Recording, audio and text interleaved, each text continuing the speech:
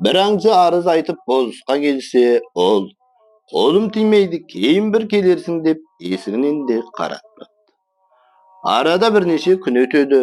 Bir күні болыс ауылының жылқысына қасқыр шауып, қан жоса қылып кетіпті. Ауыл адамдары көп итертіп, қасқырлардың ізіне түскенмен, қасқырлар маңайлатпай сытыла беріпті. Ол кезде қуғыншыларға әлгі аңшы шал кеп килік еді.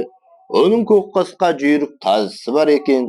Көк қасқа жылқыға шапқан үш бөрінің үшеуін де бірдей жайратып тастайды.